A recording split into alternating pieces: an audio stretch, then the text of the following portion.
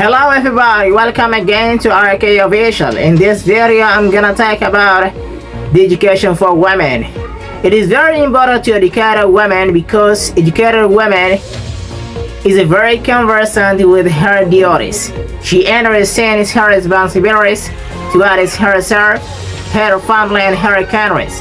There is a wisdom of English language which says, if you educate a woman or a man, you educate an individual.